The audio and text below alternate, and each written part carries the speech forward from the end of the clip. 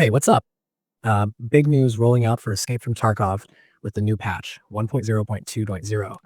In terms of fresh content, one of the headline items that people are hyped about is a crossover event with Tarkov, which brings a new questline and themed items into the loop. It's the kind of content that mixes a bit of cheeky, community-friendly flavor with gear and cosmetics you can actually chase in raids.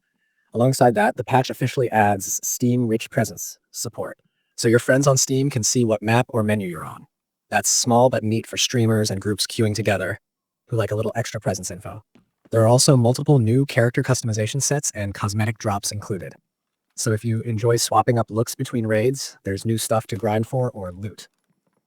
Balance and economy tweaks are a big chunk of what this patch does, and a few of the numbers will be talked about a lot in the coming days. Prestige level requirements were adjusted downward, meaning the bar for accessing some prestige rewards got easier to reach. Expect players who were on the cusp to suddenly have new progression options available. Ammo stacking saw an increase, which sounds small, but actually changes raid inventory management and what you feel comfortable bringing into PvP engagements. It also alters merchant stock flows and how often you need to micromanage stacks mid-raid. There are a number of weapon and armor balance adjustments too, and those aren't just vanity tweaks. Changes to recoil curves, armor mitigation, and stamina behavior will shift some of the late-game meta and force people to reevaluate loadouts they've relied on for months.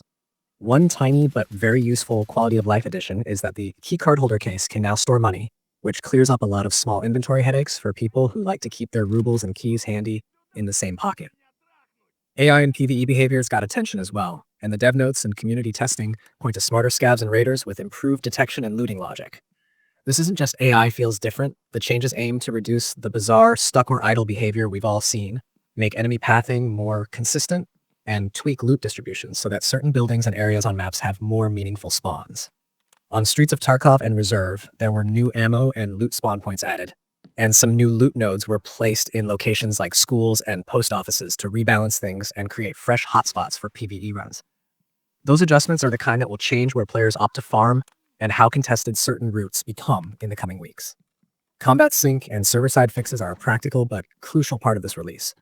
Grenade throw desync problems got a fix, which should make explosive timing and prediction less frustrating, and there were broader fixes aimed at hit registration and firefight synchronization.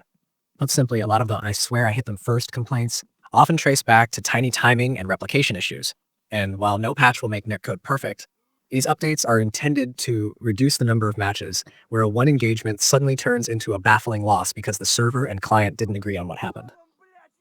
On the back end, there are also memory usage improvements, crash reductions, and loading time optimizations, all of which should help with stability, especially for players who are seeing intermittent freezes and random client exits. It's also worth reflecting on context. This patch lands in a period where the game's 1.0 launch and follow-up updates sparked a lot of heated discussion about balance, progress, and economy.